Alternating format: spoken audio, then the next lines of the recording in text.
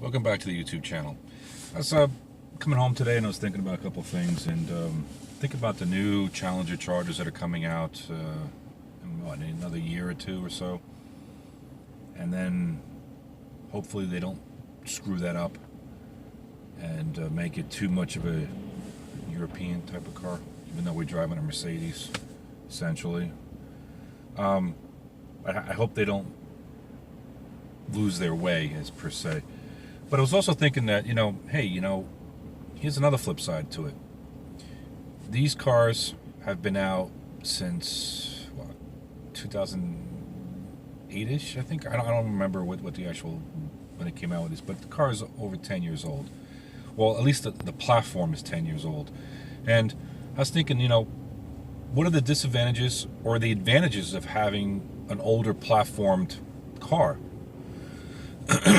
And I was thinking about it, well, hey, look at the history of the other cars that are out there and other manufacturers and everything. And to me, yes, when you do have a new platform out, usually it's better as far as the technology, because cars lag a couple of years, 10 years maybe in technology as far as when they put into the new cars, because the stuff you're seeing now is probably 5, 6, 7 years old that they're finally getting into the new model year cars. But what are the advantages? Well, to me, when I bought this car, this is a 2016, I waited that first year. I didn't buy a I was waiting for the new interiors to come out on the car because I drove the previous versions of these cars in the form of the Chrysler 300s for years. When they first came out to the newer models, and that stupid ungated shifter thing with the knob, that was just total, I don't know who the hell thought of that.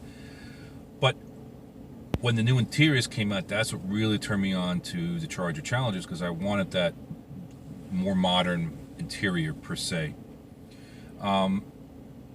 But again, let's go back to the advantages. Well, the disadvantages first. Let's just do the disadvantages first. Well, you're getting an older car. Some of the technology is outdated as far as suspension-wise, or maybe crash-worthiness, or other stuff, on the car.